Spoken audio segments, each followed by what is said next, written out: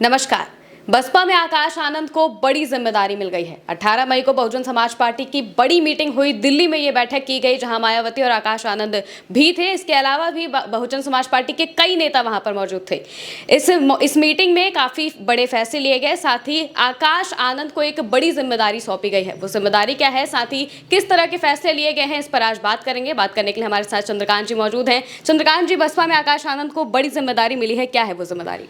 देखिए, आकाश आनंद को जिम्मेदारी मिलेगी, इस बारे में हमने और आपने तकरीबन एक सप्ताह पहले इस पर चर्चा की थी। और लेकिन आकाश आनंद को इतनी बड़ी जिम्मेदारी देना कि उनके लिए एक पूरा का पूरा पद सृजित कर दिया गया। बहुजन समाज पार्टी में एक नया पद बना दिया गया है, चीफ नेशनल कोऑर्डिनेटर का। अभी तक ऐसा कोई पद होता नहीं था।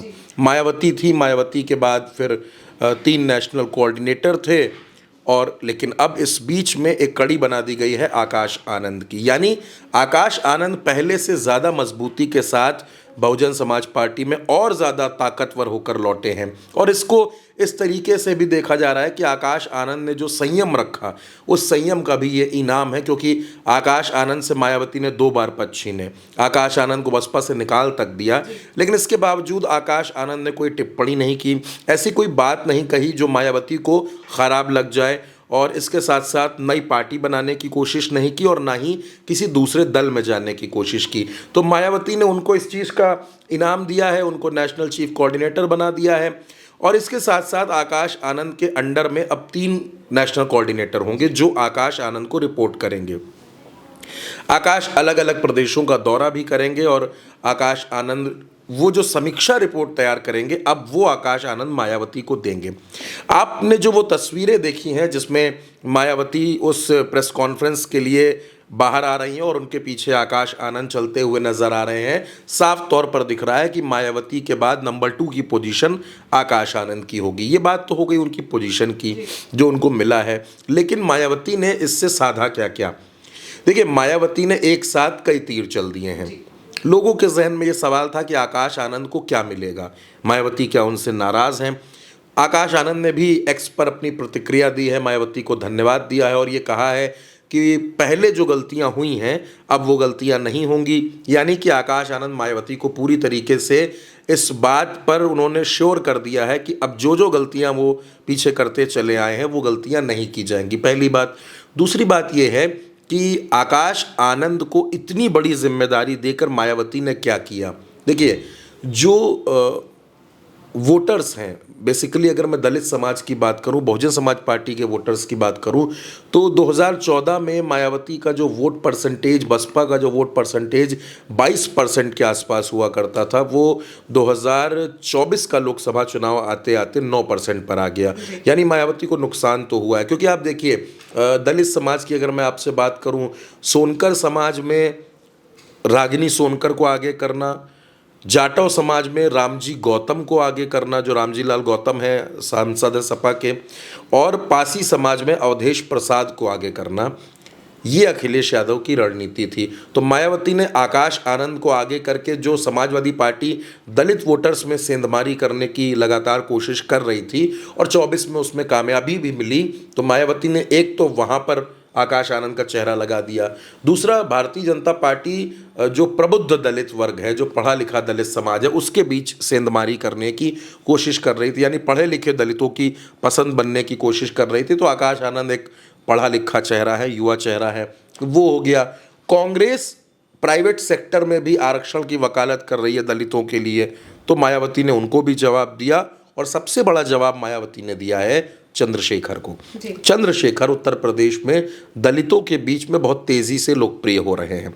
ऐसे में जब चंद्रशेखर से भी कम उम्र का एक नौजवान मायावती ने आगे कर दिया है, तो मायावती ने यह दिखा दिया कि एक युवा, पढ़ा लिखा और दलित चेहरा उन्होंने आगे किया है। और ये करके मायावती ने बहुत हद तक दलित वोटर्स को अपने पाले में वापस लाने की कोशिश शुरुआत कर दी है।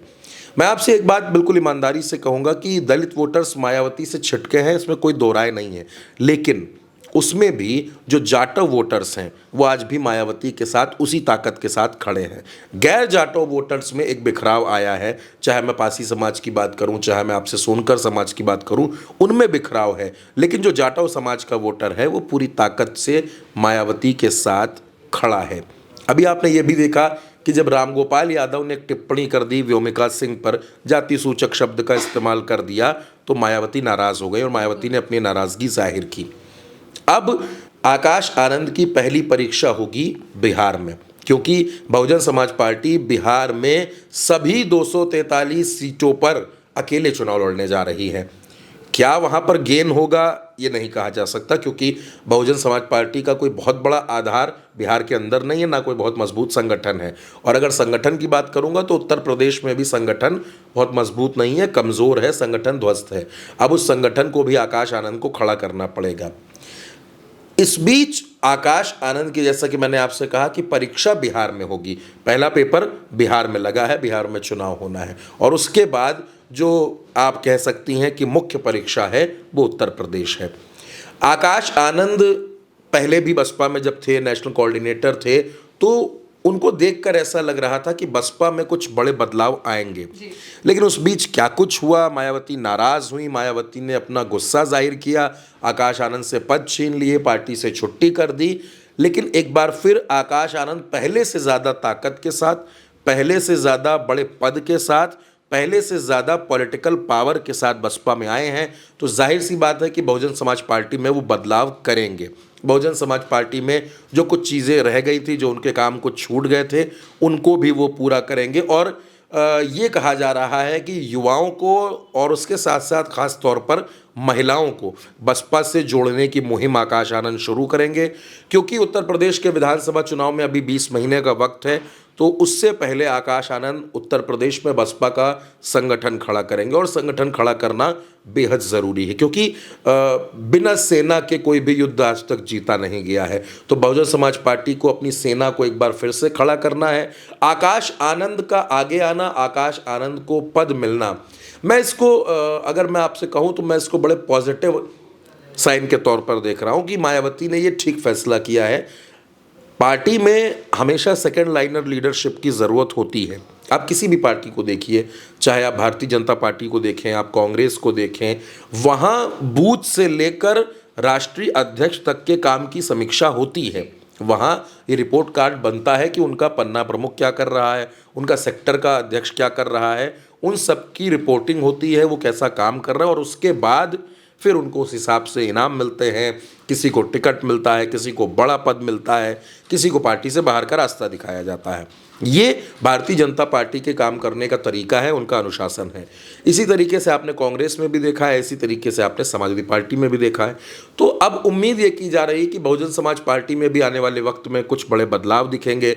बहुजन समाज पार्टी में हो सकता है कुछ आपको पुराने चेहरे, कुछ नए चेहरे नज़र आ जाएं, क्योंकि विधानसभा चुनाव जो है 2027 का, ये बसपा के लिए, सपा के लिए, दोनों के लिए करो या मरो वाला चुनाव होगा, क्योंकि ये क्षेत्रीय दलों का भविष्य भी तय करेगा। उत्तर प्रदेश में समाजवादी पार्टी और बहुजन समाज पार्टी का सियासी भविष्य क्या होगा ये भी तय करेगा। इसलिए सभी दलों ने अभी से अपनी अपनी ताकत झोंकनी शुरू कर दी है, और उसी दिशा में मैं आपसे कहूँगा कि मायावती ने आकाश आनंद को आगे करके आप इसको बहुजन समाज पार्टी के हिसाब से एक मास्टर स्ट्रोक मान सकती हैं।